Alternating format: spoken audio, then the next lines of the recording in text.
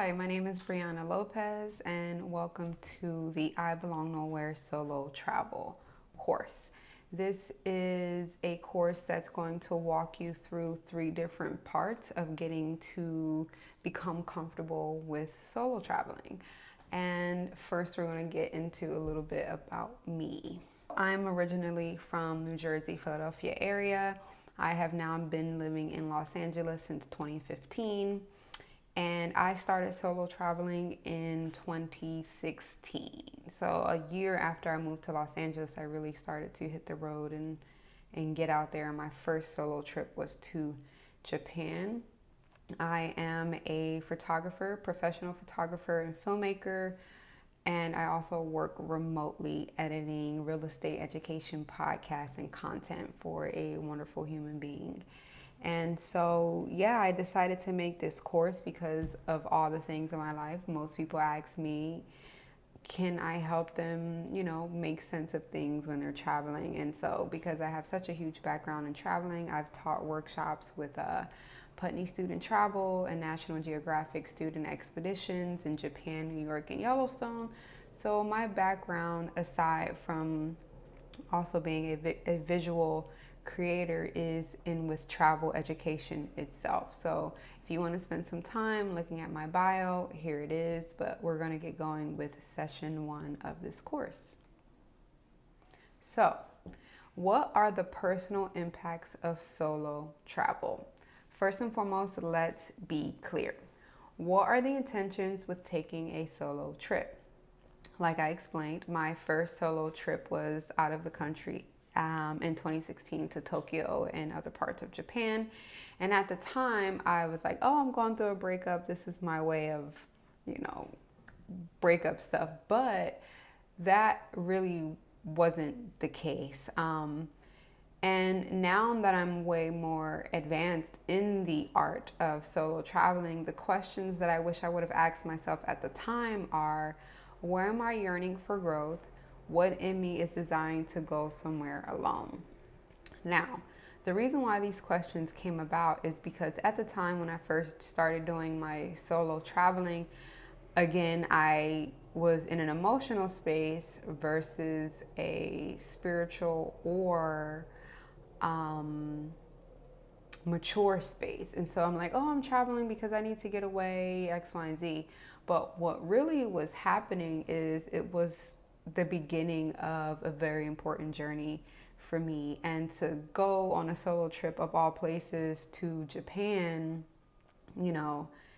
just at the time, it didn't have any sense behind it. There wasn't deep intention behind it. I was just like, let me go somewhere. Tickets were cheap then, and so I just did it. But now these questions hold a lot more weight and actually come with me when I am planning my next trip. So growth takes shape in many forms as each of us will have our own experiences. Mine were and still are learning to be free and let go, a complete understanding of my relationship with nature, experiencing deep shadow deaths and awakenings, testing my boundaries and setbacks in visual storytelling, trusting my intuition, trying new things that require uncomfortability, existing in the present moment, my curiosity for exploration and cultural education, and feeling worthy of the experience and appreciating my beauty. Next, solo travel is challenging and requires 100% of your input and dedication. I cannot stress this enough. Because you will be taking on 100% of the load of the work, it is 100% based off your dedication and input to this project. I look at solo traveling as, individual projects, especially based off of where I'm going, obviously. But here you will be required to look at yourself in truth, determine the value of your input with planning and preparation, welcome inevitable change, reprogram your consciousness and open new pathways, embrace new perspectives, cultures, and ways to exist, and experience the teachings of traveling alone. These are some of the things that I definitely needed to embrace as I started to continue to go through these different journeys and activities. The biggest one is welcome inevitable change. I was someone that hated change. I was like, oh my God, don't change it, all these things. But now, because of solo traveling, I am way more flexible in my life with many things, which I think is a great characteristic to have. And when you aren't someone that travels frequently, you are very accustomed to your own surroundings and the people around you and your own environment and your own way of thinking, your own way in which you eat foods, all these things. You will be challenged to change traveling 100%, whether it's with a group, solo traveling, doesn't matter. I definitely think solo traveling requires more of a change, because usually when you travel with someone or in groups, you still have that familiarity around you. When you're traveling alone, there's nothing in between you and what you're experiencing, and you have no choice but to change. Here are a few questions. How can solo travel affect your relationships, jobs, obligations, and responsibilities? And what level of solo travel do you want to experience? Go back to number 1. How can solo travel affect your relationships, jobs, obligations, and responsibilities? This is huge. And a lot of people are like, well, I have children, or I work a 9-to-5 job, I can't work remotely, or what if my spouse or my partner won't agree with me taking a trip solo? All I'm going to say is, a friend will hit you up and say, hey, I'm getting married, in 6 months, and it's a destination wedding, blah, blah, blah. You will plan your life away to make it to that wedding or make it to that event. You can do the same with solo traveling. If it is something that you really care about and you really want to invest in, you will do it and get it done just like you do any other thing in your life. Yeah, you work a job, okay, plan your vacation time around it. Yeah, you have children, hopefully your husband or wife will be able to have them while you're gone. If this is something that's important to you, you will make it work. There are no excuses. Absolutely no excuses.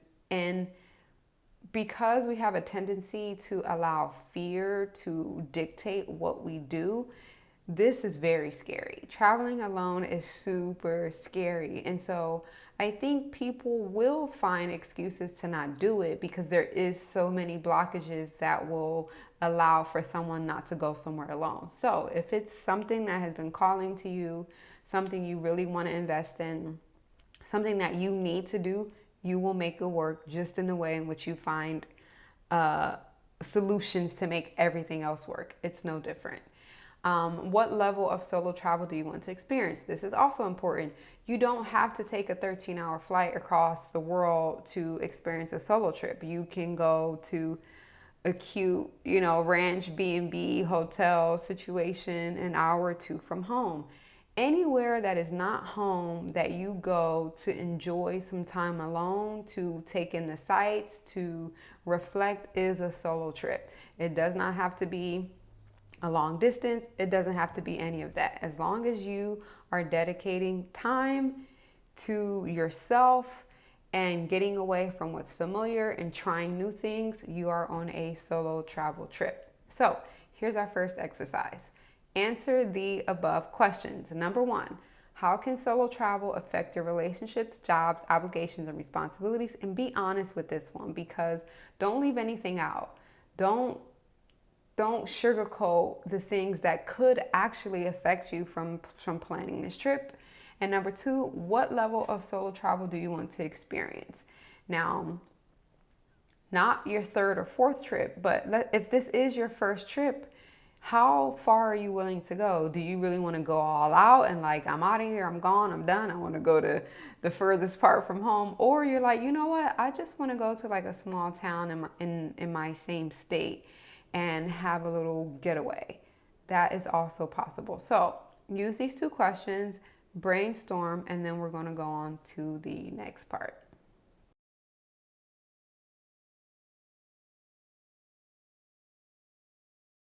Intuition. This is huge. What does your spirit say about all of this, and are you tuned into listening to what your inner voice has to say? Now, I'm very much aware of all the new whatever when it comes to spirituality, astrology, numerology, and all that other stuff. That's not what I'm talking about. Here I am talking specifically about what you feel, what is being called to you, what are some of the things that are popping up in your daily reality and experience that are hinting at you to do certain things. I'll go deeper. Consider synchronicity. When solo traveling, because you can be called to a place without having a previous desire or curiosity to do so. Synchronicity for me was when I first decided to solo travel in 2016 to Tokyo. There wasn't a huge draw at that time. Like, I grew up absolutely loving Japanese culture. I was obsessed with the culture of geisha when I was in college. I went through that whole phase of reading the book and watching the movie. I was completely just like, yes, geisha, da, da, da. But still, that wasn't enough to impact why I chose to go to Japan in 2016. Even though I had all those things, you know, growing up watching anime, it still at that time was the draw for me to go. The draw for me to go was because I thought I needed to go somewhere to get over a breakup. Tickets were affordable and I just did it. But now with who I am and where I am, I look at the synchronicities. I look at the things that are being hinted at me to help guide me a little bit better. So for you, it could be, you know, you have a friend or grandparent even that has been saying, hey, I grew up in this small town here. And something in the back of your mind is like, it'd be really cool to see that, to check it out, to fill it out. Use those things as guides to help you choose where you want to go for your solo travel experiences. Is there any chance being in this place could render a negative experience for you? This is also major. The goal isn't to relive traumas, right? The goal is to move past them. And places, sounds, smells, all of these cognitive things can bring back memories. And so really digging deep about a place can really help with this specifically, especially when there's religious and deep cultural beliefs and views that have affected you throughout your life. Going to a place that implements these same rules and views could have a negative impact on your experience. How does the history of a place make you feel, and does it create a sense of resistance? The history or cultural norms of a place can definitely hinder your experience if you have something particular in mind. Although traveling is to immerse yourself in new experiences and cultures, we still have to respect our own realms and be keen to what we feel, whether we agree with it or not. Going back to what I just said a minute ago, yes, the goal is to bring about joy, to bring about peace, to bring about self-reflection, to bring about adventure, cultural education. And you don't want to go somewhere that's going to make you go back on all of these things. And that's okay. It's normal. It's completely normal to not want to do such a thing. If you want to, that's fine too. But if not, you don't have to. So knowing the history of a place may make you feel like you don't want to go there or experience that. That is also okay. The point that I'm making is research. Do your research. But also what I really adore about solo traveling is the real takeaway from it, the real secret is you are really finding out who you are, deeply finding out who you are. You're not planning a family vacation and accommodating your kids or your spouse. You're not doing a girls trip and you're not, all of that is gone. Every single aspect of solo traveling is about you. That's the secret. Where is your heart encouraging you to go? Is it to finally meet family in another country whom you've never met? Or maybe it's a location from a movie that touched you so deeply that you had to see it. Again, going back to synchronicity. Did you read a book when you were in high school and there was a place that you always remembered, but didn't really do too much investigating, and now you're like, maybe. Those are the things that I'm talking about. It doesn't always have to be some huge slap in the face. Like, I need to go here because no, it don't have to be that complicated. It can be extremely simple. Maybe your great grandma like, hey, we got family over in Croatia. Maybe you should check it out one day. And maybe she told that to you when you're like 15 and you were like, yeah, okay. Now you're like, So this is what I'm saying. This is why the secret of solo traveling is you really get to learn who you are without much interference. I encourage using your intuition because a lot of things can be hidden there that with time and effort can be pulled out and used to your advantage. Maybe you had a dream or someone you sat next to on a train was reading a book about how the aurora borealis is visible during the day in the northernmost part of Canada. What becomes a part of your realm that you desire to explore? Truly dig as deep as you allow yourself to go because the deeper your questions, the more fulfilling your answers will be. So I really recommend taking some time with this page specifically because aside from the booking the trip and how much it's going to cost and how long can I go for and who's going to bother, this is really where you find out who you are in accordance with where you want to go or the things you want to experience. So for this page, our exercise is going to be spend a few minutes thinking about the above statements. You should have a pen and pad with you to be able to write down and get your thoughts and ideas out. We're going to spend a few minutes on that and then we're going to head over to the next part.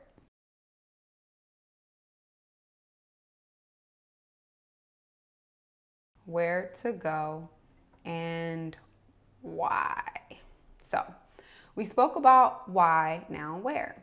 Where you will go will be highly determined by many factors, and these are the things I take into consideration first. How much will it cost? Yes, this is aside from the glitz and glam about the destination and all this other stuff, the next important thing is how much is this going to cost me? Now, keep in mind, you are doing this alone. You're not splitting cost.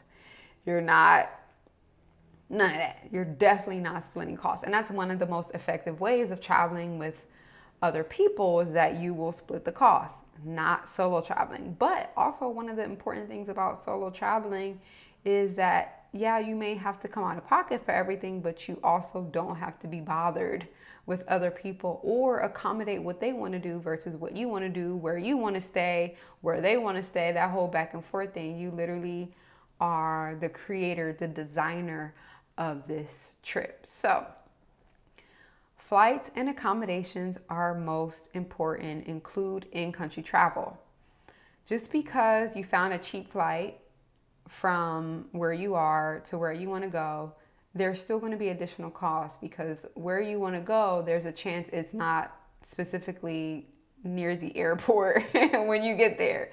So you have to consider all the other in-country travel that you'll have to do. For example, when I was in Thailand, I went all over the country, but getting from the northern part of Thailand to the southern part near the beach, it took 2 planes, a bus, and 2 boats. I'm just going to leave that there. So you will be traveling in country. You will need to get back and forth. Earlier this year, I was in Costa Rica for a month, and number one, here's a quick note. Costa Rica is the most expensive Latin American country, just FYI. But I had to take Ubers back and forth to the city as I was handling a few things, and I was staying in the mountains in a rural area, and I needed to get to the city quite often during the beginning of my trip. So I had to Uber everywhere, and Costa Rica is not cheap. So, but luckily for me, I was financially prepared for it. But, when you find a place you want to go to, please deeply consider the in-country travel that you're going to have to do and budget that in. How far will my money go there? Exchange rates, very important. For us who are in America, when we travel to Central America, South America, Southeast Asia, specifically those are the places I've been to where my money has gone very far. That will not always be the case with everywhere you go. Cayman Islands was very expensive. Japan is going to be very similar to what you would spend in, let's say, Los Angeles. Most of the destinations in the United States are pricey. It depends on where you go in Europe and also the time of the year. So do some research on the exchange rate of the place you want to go and just so every dollar I spend, I'm going to get X, Y, and Z back while I'm in this country. Pay attention to that. How much money do I think I will need? Also, key point.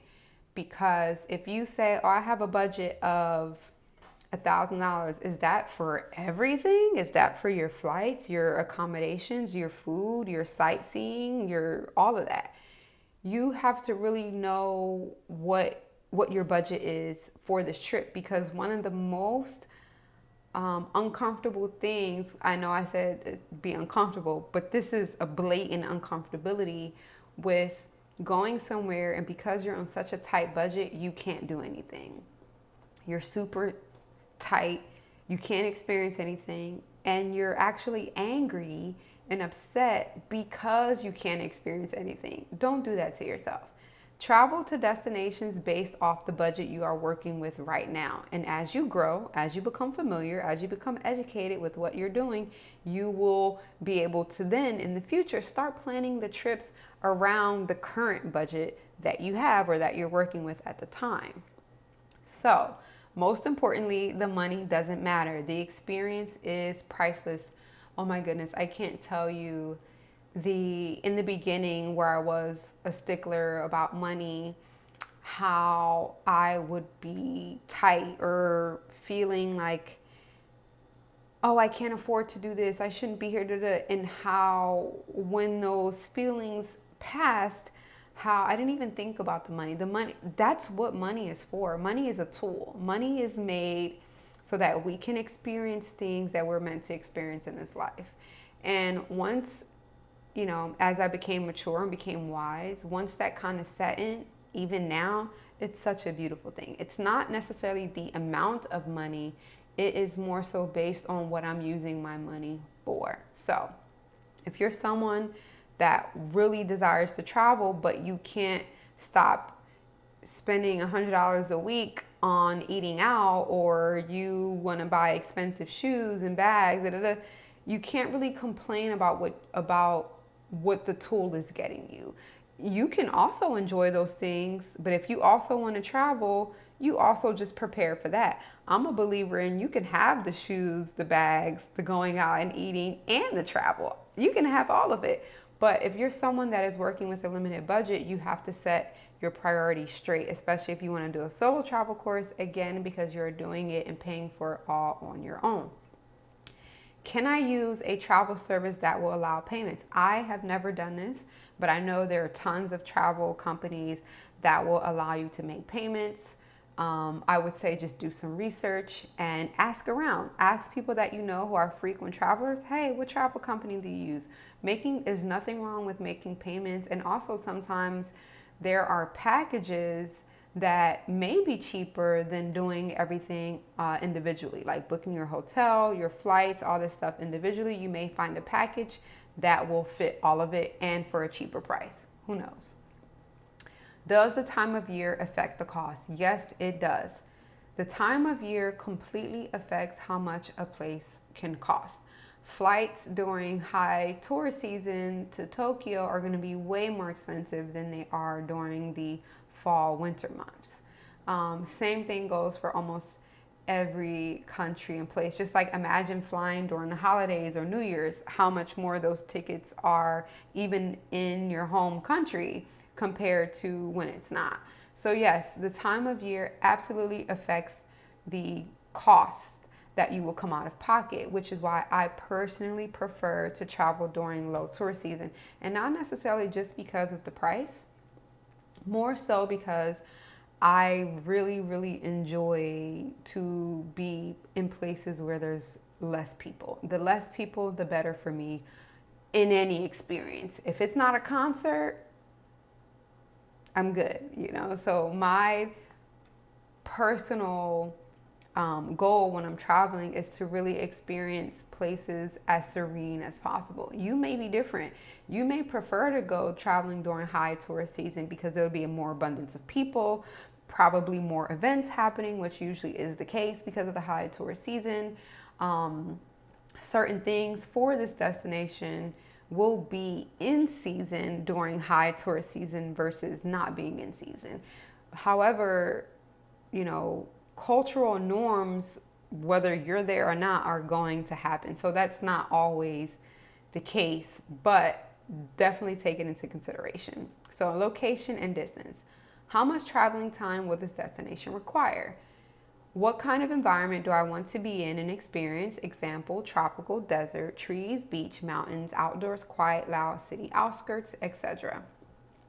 How much time do I have to explore? Is this location really what I'm looking for? And what other types of transportation is needed? This all affects how much you're going to spend, why you're going to this place, and where.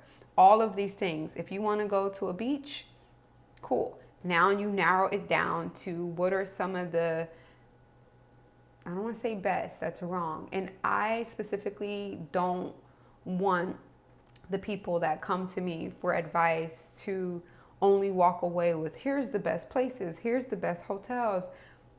No, that is not how I get down with travel. How I get down with travel is really based on some sacred personal experience stuff. So that's why I go through this process within myself, because it's not about, I'm not going on a vacation. If you want to go on a vacation, this isn't really what you're looking for. You're looking to work with someone or speak with someone who is going to refer you to the best resorts, the best, whatever that whole, the best is. That has nothing to do with me. I am someone that not only do I teach students, but I also want to be completely immersed in the cultural experience. I don't want to go to a place and they accommodate me. I want it to be the other way around. That's how I become educated properly about a people and a place. So for location and distance, just to circle back, is this really what you're looking for? Be mindful about that. And how much time can I allocate to this place? A week, a month, 6 months? 4 days. Also, if you know you have a month to travel, it's open game. If you only have a week, you're way more limited, because you have to if you have a week of travel, a 7-day week, 2 of those days are completely going to be dedicated to traveling, which means you only have 5 days to actually participate. So all of this take into consideration, and we're going to jump over to the next slide. So where to go and why? What time of the year, season is it for this destination? Also very important, which deals with weather. Some places never seen snow. Some places only get snow. Be mindful of this. Really, really, really dig in to be like, wait, do I want to go and be cold, or do I want to go and be hot? Do I want to go and be surrounded by water, or do I want to go and be surrounded by trees? The time of year, the season that you go is very important. Is it low tourist season or high tourist season? I spoke about that a few minutes ago in reference to the amount of people that are going to be there while you're there. What is the political environment at the moment? This is huge, huge, huge, huge. I don't watch the news. I stay slightly up to date on what's happening, but I do not participate or consume myself with news. But when I'm traveling, I absolutely look at the news outlets for the place that I'm going to, because I never want to go somewhere and have it be a situation where it's also rough for the locals. If it's rough for the locals, there's a chance it's going to be rough for you as well, especially someone like me that goes and I'm in the mix. I'm not staying in the protected resort. I am going to be in the mix. And if they're dealing with some political unrest, best believe there's a possibility that you can be involved. Not involved meaning you're going down there to do anything, but you could be walking down the street, anything. So look at the political environment at the time for the destination that you want to explore.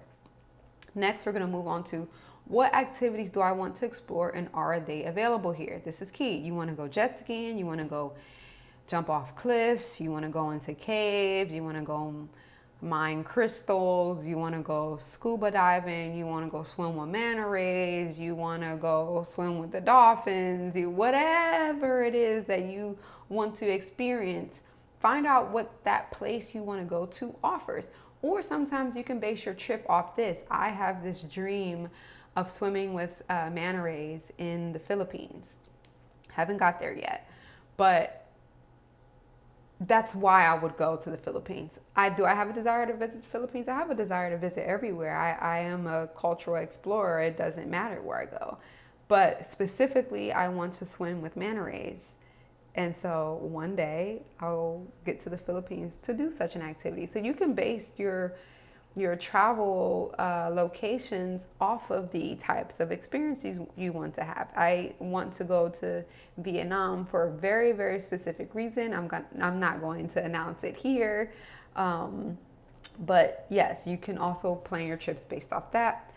And next we're going to jump into, do I know anyone there? And are there any groups online or in person that I can join?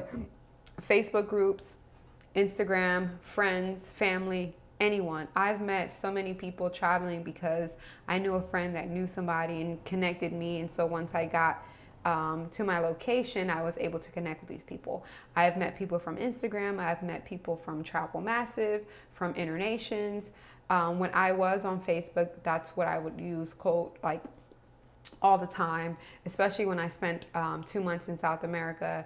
I was on Facebook groups. I was able to join a brunch with some lovely women in Colombia from not being afraid to use your online platforms, especially if you trust the online platforms that you're using. The two that I really stand by are Internations and Travel Massive. Next, are you looking to experience a retreat? Do you want to be in solitude, or are you up for a trip to a busy city? What about conferences and events? Just because you take on a trip solo, you will not be alone. It's very rare, actually, depending on where you are, where you'll be alone. I may be traveling alone. I may be going to and from alone, but there's human beings everywhere you go. Everywhere you go, there's going to be other people. And so although, again, you're on a solo travel trip, you won't be alone. That's just a little tidbit that I want to put out there, especially for women travelers who are always the main ones. Like, I'm going to be scared. I'm going to be alone. I can't even count on a finger the amount of times that I have been afraid to be somewhere and felt unsafe. Number one, your aura, your presence matters. If you carry yourself in a way where you are strong and you are protected and you do value your life, you're fine. If you go somewhere and you're timid and you're getting in the wrong situations and you're too dependent upon others to guide you, possibly things can happen. I don't know, because I don't operate in that way, but that's just a little note that I want to leave you. And then we're going to go into our writing exercise, which is choose a location and describe why you would want to go there. And then we're going to hop on to the next slide.